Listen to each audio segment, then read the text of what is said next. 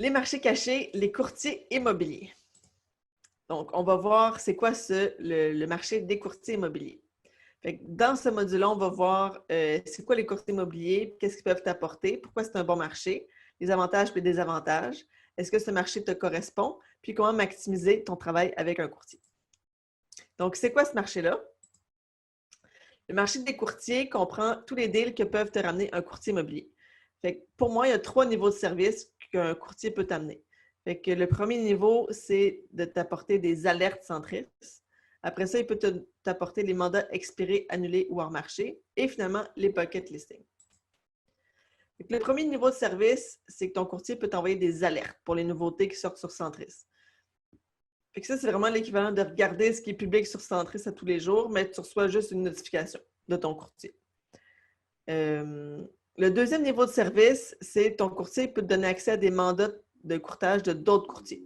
Fait que des mandats qui ont été expirés, soit que le délai était trop long, des mandats qui ont été annulés, le propriétaire a mis fin au contrat, puis les mandats hors marché. Fait que ça, dans le fond, c'est comme entre les deux. Le vendeur, il a signé un contrat de courtage, mais là, il a dit ben là, je ne veux plus qu'il y ait d'annonce sur Centris. Fait qu'il est encore à vendre, mais il n'est plus sur Centris. Fait que bref, c'est toujours du cas par cas. Il peut y avoir de 100 000 scénarios différents pourquoi que ça s'est arrivé. Fait qu'il faut contacter pour vérifier c'est quoi la situation finalement. Le troisième niveau de service, c'est que ton courtier peut te donner accès à des pocket listings. Les pocket listings, c'est des inscriptions qui ne sont pas affichées sur Centris, mais que le courtier garde dans sa poche, tout pocket listing. Puis, c'est des deals qui ont une grande valeur parce qu'ils n'ont pas de compétition. Le courtier veut les offrir à ses clients les plus fidèles, d'emblée, évidemment. Est-ce que ce marché te correspond? Fait que ce marché est pour toi si tu as de la facilité à créer des nouvelles relations avec les courtiers, si tu sais entretenir une relation dans la durée, une relation gagnant-gagnant. C'est pour toi si tu veux déléguer la recherche de deals potentiels, si tu fais confiance à l'expertise d'un courtier immobilier.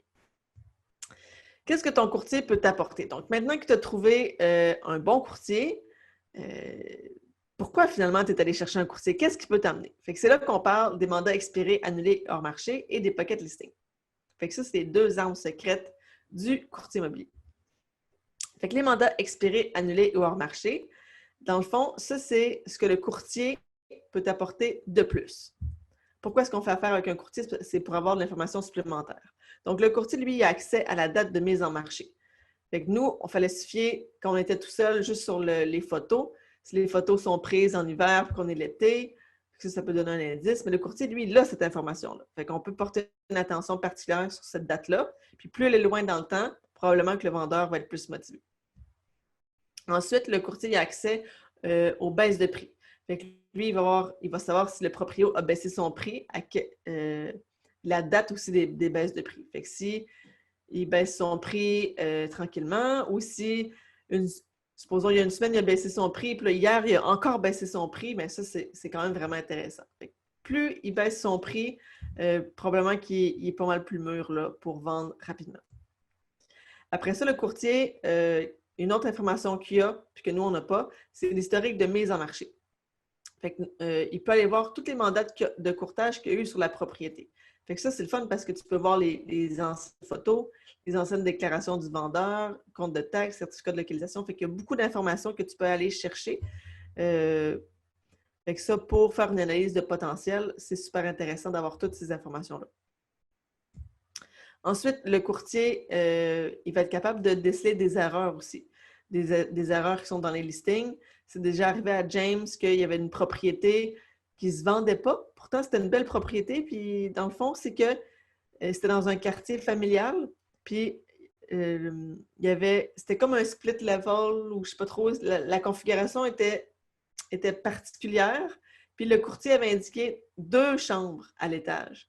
Mais tu sais, la troisième était comme, c'était pas au sol, tu sais, mais il aurait dû écrire 3 parce que c'était ça que les gens cherchaient. Les gens cherchaient 3 chambres à l'étage. Puis, mais comme il n'était pas, il y avait comme une coupe de marche là, entre les deux, bien, ça ne rentrait pas dans les critères de recherche. Fait, un courtier immobilier va pouvoir être capable de cibler ces erreurs-là. Le courtier est bon aussi il est habitué en fait de déceler les indices de la motivation du vendeur.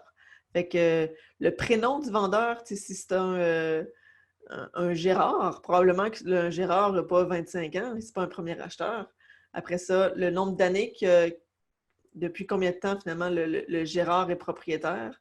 Le courtier va avoir accès à cette information-là. Puis les courtiers sont pas mal bons aussi pour voir les signes de séparation. Ils ont l'œil affûté pour ça. Fait que ça peut être un bon atout à avoir dans son équipe. Ensuite, le courtier immobilier a accès à la commission du courtier collaborateur, au montant. Fait que si, par exemple, la commission du courtier collaborateur a été mise trop basse, bien, c'est probable que les autres courtiers ne vont pas être enclins à proposer cette propriété-là à leurs clients parce que ça ne va presque rien leur donner. Le courtier a accès à cette information-là, fait qu'il va être capable d'aller cibler les propriétés qui ont une commission de courtier faible. Fait que peut-être que ça fait longtemps qu'elle est sur le marché, qu'elle va être possiblement à vendre rapidement. Puis, les courtiers, il y en a des courtiers qui ont pas mal de jasettes, puis la communication entre les courtiers et leur synergie, bien ça peut t'aider à obtenir des bons deals. Il y a certains courtiers qui parlent beaucoup plus, en fait, qui parlent beaucoup trop, puis qui donnent des infos qu'un vendeur n'aurait pas dit. Fait que ça peut donner des bonnes informations supplémentaires. Fait que ça, c'était pour les mandats annulés, expirés et hors marché. Maintenant, comment faire pour obtenir des pocket listings? Fait que ça, pour arriver à en avoir, il faut gagner la confiance du courtier. C'est pas parce que tu viens juste de dire la veille, OK, on va travailler ensemble, qu'il faut t'appeler en premier quand il y a des pocket listings. Fait que ça, il faut gagner la confiance du courtier. Parce qu'il fait vraiment une faveur avec toi de les partager parce qu'il y a des risques pour lui. Lui, dans le fond, il y a un vendeur qui l'a contacté puis dit « OK, moi, j'ai cette propriété-là à vendre. » Dans le fond, c'est qu'un vendeur peut aller voir plusieurs courtiers immobiliers puis juste tester le marché, tester le bain. Fait que dans le fond, un vendeur qui magasine son courtier immobilier. Fait que le courtier immobilier, lui, il veut présenter des bons acheteurs potentiels. Fait que c'est le fait d'avoir une bonne relation avec ton courtier qui va te permettre d'accéder à des pocket listings. Fait que prêt à attaquer ce marché, tu reconnais de la plus-value du travail d'un courtier puis que tu aimes l'idée de lui déléguer la prospection, le plan d'action, prépare la façon dont tu vas te présenter à des courtiers, fais du réseautage là, ou obtiens des références pour trouver des courtiers, puis rencontre des courtiers pour débuter une relation avec eux. Après ça, tu peux leur demander les mandats expirés, annulés et hors marché, puis développe une bonne relation avec eux pour qu'ils pensent à toi quand ils vont avoir des pocket listings.